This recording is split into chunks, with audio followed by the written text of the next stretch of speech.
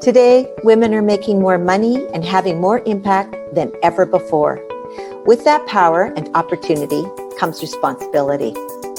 Unfortunately, we have not been taught how to make the most of these assets and opportunities, so many women today are still dying in poverty after a lifetime of success. Lifestyle Architect is a series of training videos that cover everything related to investing, from the philosophical to the tactical. Each month, we pick a theme and then discuss the related investment vehicles, how to incorporate them into your investment portfolio, and the tips and techniques to get them working the hardest for you. Wealthy Wise Women is a community of independent women who are sharing a journey of discovery and growth toward financial freedom. The Lifestyle Architect recordings are based on Susan's experiences and learning, but we all have experiences and learning to share. I welcome you to listen and provide your own commentary in the thread below. If you like what you hear, subscribe to our channel and see all the recordings in the Lifestyle Architect series. And now, let's jump into this week's episode.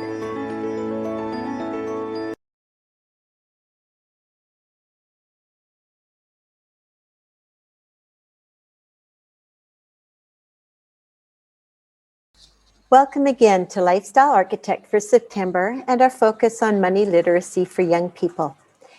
It seems silly to talk about money management for young people. After all, they don't have any money.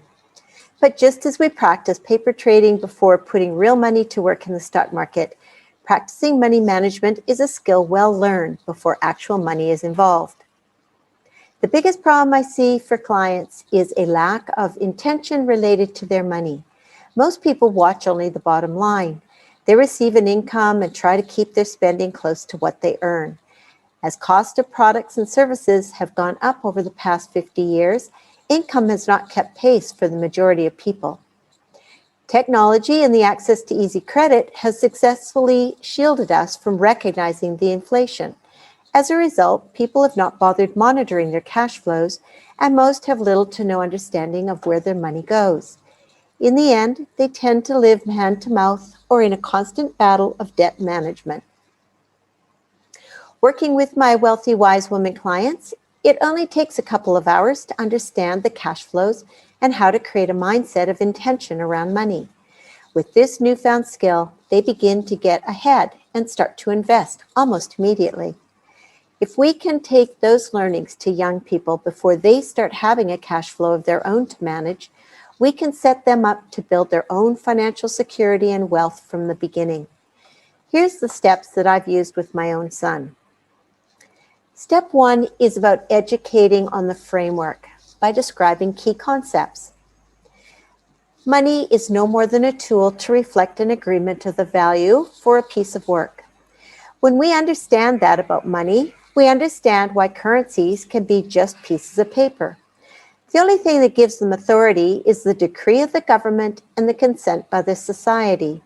This is why cryptocurrencies and reward systems in gaming platforms have become so popular in the 21st century.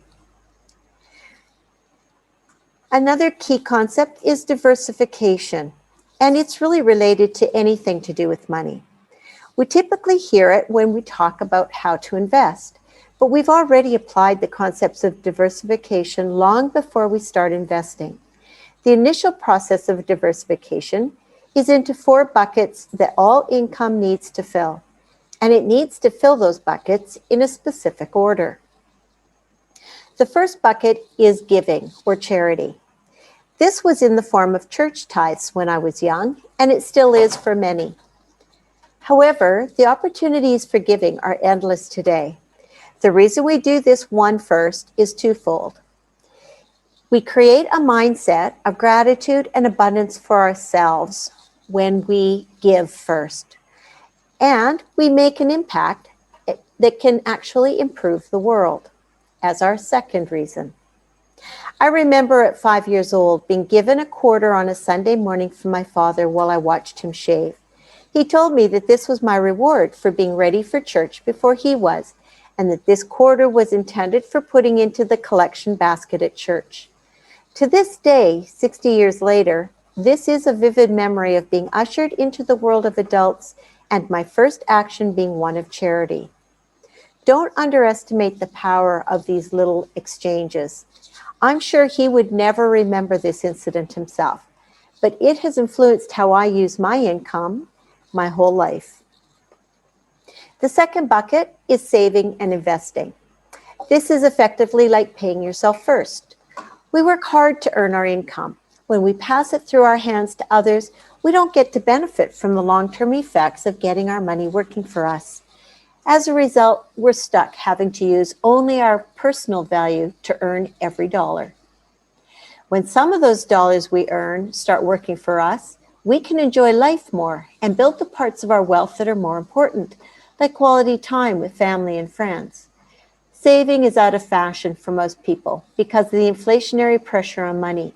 But when we find the right saving vehicles, we not only beat the inflation, but actually grow our foundation for the future.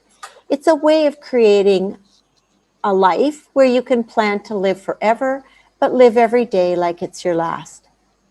The ease of saving in banks is no longer effective to accomplish these goals. But that doesn't mean we stop saving altogether. The trick is learning where we can save effectively. The third bucket is taxes. As Benjamin Franklin quipped at the birth of America, the only sure thing in life is death and taxes. Well, today, death is starting to look like it might actually be optional. However, not so for taxes. It is imperative that you are prepared to meet your tax obligation, at least for now. The one thing that can make life miserable is always having to look over your shoulder to see if the tax man is coming after you. This doesn't mean you need to pay the tax man more than they're due, but you do need to pay your fair share.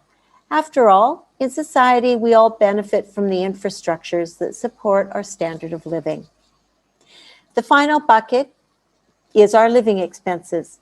These are the costs for products and services that support our standard of living. They ensure we have a warm place to live. Food, clothing, entertainment, transportation, and access to products and services that make life comfortable.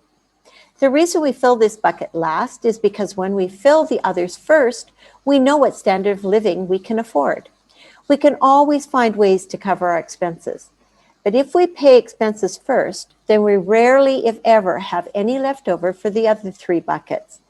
By filling this bucket last, we know our standard of living and whether it's sufficient to support our desired level of comfort.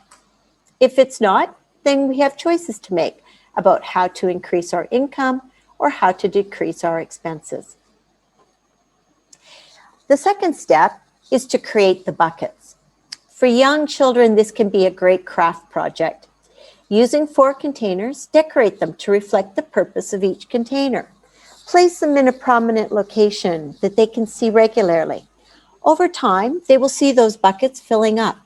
There is a sense of accomplishment that comes with seeing the fruits of our labor in a tangible way.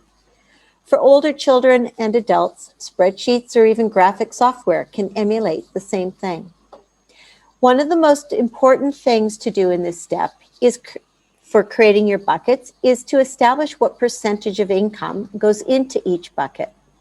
Some are fixed percentages while others are flexible. However, even the flexible have customary standards that are recommended. For the purposes of the exercise with your children, you can apply the conventional wisdom for each of these buckets. The first bucket is 10% for charity. There's a tradition of putting at least 10% of your income toward charity.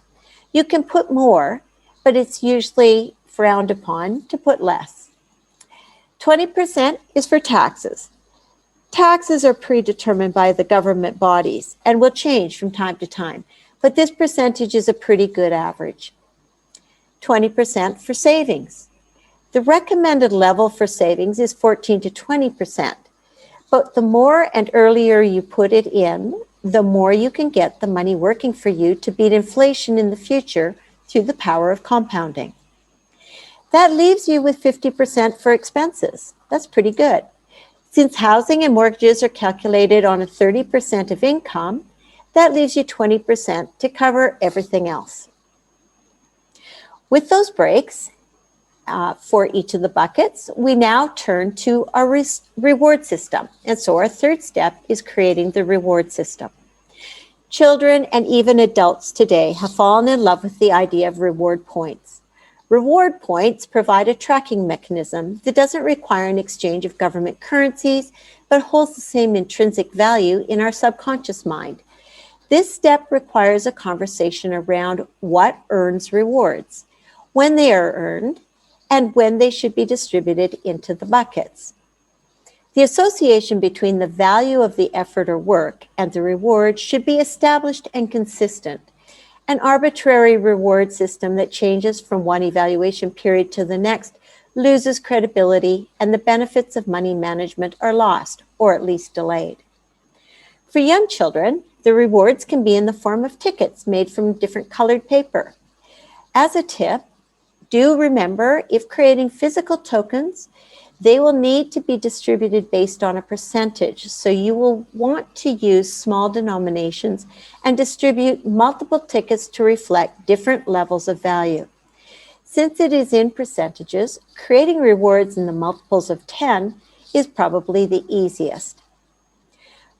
For those tracking in a digital platform, it can be increases in the numbers on a spreadsheet, or even a blockchain product created for your own personal use. If you or your child is technically inclined to create a cryptocurrency for yourselves, this might be a great opportunity to learn how to use this new technology. The fourth step is awarding of rewards. Just as payday is a ritual for many people, reward day should be treated as a ritual also. This is when we reflect on the value we've provided that has resulted in earning our reward. With my son, the reward system is tied to his schoolwork. Different letter grades result in different reward levels. The rewards are awarded when the report card comes home. A conversation about results and a celebration of the best outcomes is done as part of the ritual. As we've moved to a platform of self-directed learning, rewards are tied to meeting deadlines for course completion as well as grades. When the rewards are awarded, it's time to distribute them into each of the buckets per their percentage distribution. In addition to the life skills being created, these exercises also provide a real-life application for number theory as youngsters sort out how many of their reward tokens go into each bucket.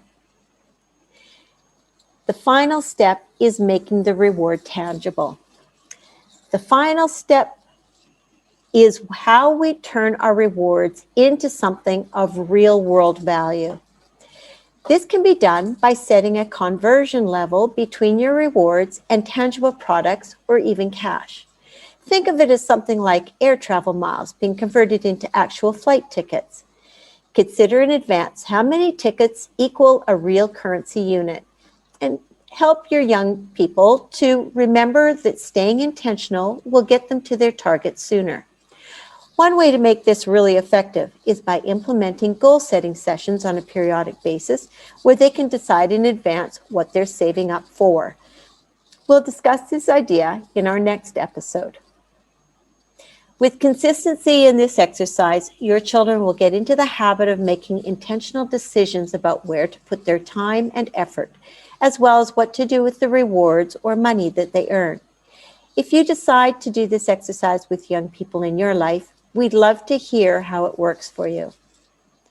And until next week, I just want you to remember, the future is yours to create.